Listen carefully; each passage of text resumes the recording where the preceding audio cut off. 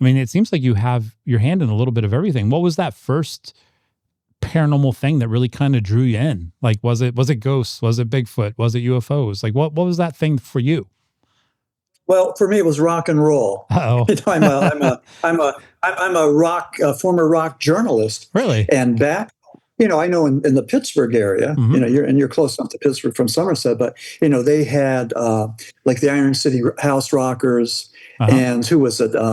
But I'm trying to think of some of these old bands there that were just Donnie Iris, Oh, yeah. just a whole lot of legendary bands that were there. But for me in northeastern Pennsylvania, our only claim to fame was Timothy. It was a 1971 song called Timothy by the Boys, Buoys. Right. And Timothy, written by Rupert Holmes, the Pina Colada Man, was about three guys in a mine, and only two came out. There were allegations of cannibalism. So I was writing this book about Timothy and the Boys and cannibalism, and I was connecting it to the 1963 Sheppton Mine Disaster, and that took place in northeastern Pennsylvania. Uh-huh. It was, so Timothy, written by Rupert Holmes, was actually based on a true story, even though Rupert said no, he never heard about Right, it. of Well, course he not. did. Of course he. So he wrote the thing. But I started to research Sheppton, and Sheppton had all these really bizarre paranormal elements, and I believe that Sheppton was the most bizarre mining disaster of all times. But it had episodes of out-of-body experiences, near-death experiences, and afterlife experiences. They saw the vision of Pope John XXIII. And Tim, here's the thing. Sheppton took place in August of 1963. Right. Pope John XXIII died in June of 63. He died months before Sheppton took place. Right. And he stood there in that tomb, in that mine for 2 weeks with his hands like this, almost giving them a sign that they were going to be rescued.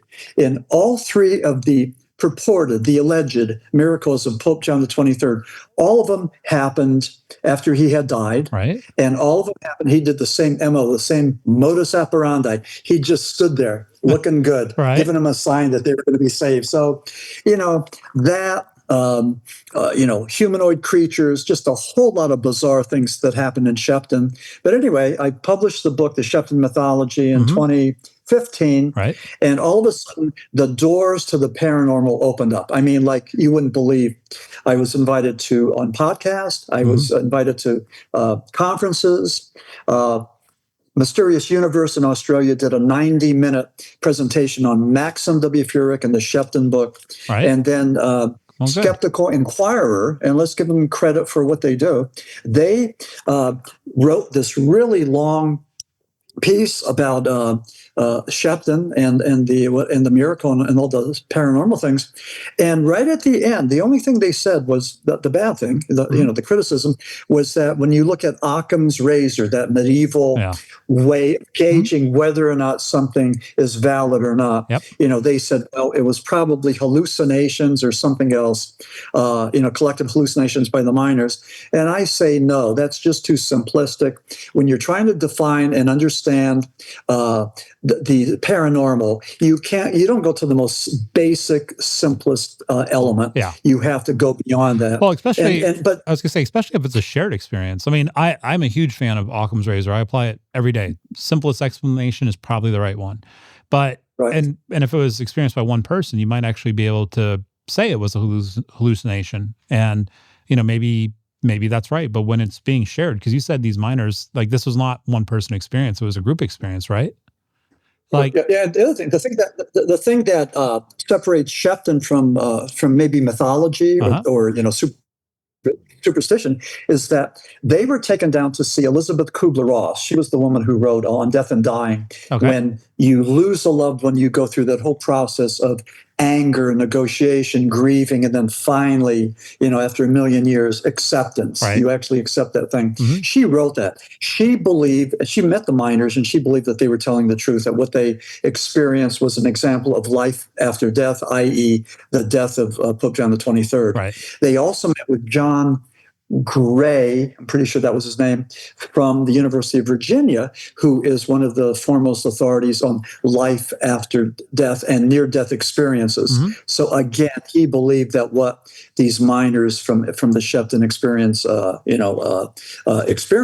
was a valid thing. So again, you have that. So without that, it just becomes another story of folklore, another fairy tale. Right. But with those academics who inserted in there, it brings it closer to the scientific realm. Yeah. Okay, and the scientific observation and study and all that. So, yeah, I mean, the whole near-death experience thing. I mean, we could do a whole episode on that alone. I mean, there's so much research coming out, and about what they are.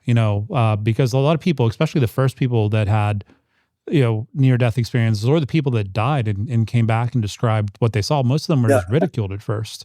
But now they're coming out with research, and a lot of, like you said, academics are actually saying, well, hold on a minute, there could actually be some truth to what these people are saying. And I think that is the right approach, because, I mean, how can all these people have the same experiences and they're just all making it up, and pretty much there's a tunnel, there's a being that's beckoning them towards the light, and they either continue to go or they back off. But it's amazing how, the similarities. Yeah. And again, Elizabeth Kubler-Ross, who was working in a hospice and working with people that were dying, she saw this, and she saw them die and saw them come back and all that. I mean, just an amazing individual. But I just want to say this: on death and dying, it's probably one of the most foremost progressive ideas of the 20th century, and Elizabeth Kubler-Ross was involved in that, as she's involved in my Sheppton story. So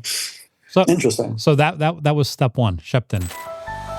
If you enjoyed this clip from the Ghost City podcast, be sure to check out the full episode right here on the Ghost City Tours YouTube page. Subscribe to our channel for new spooky content every week.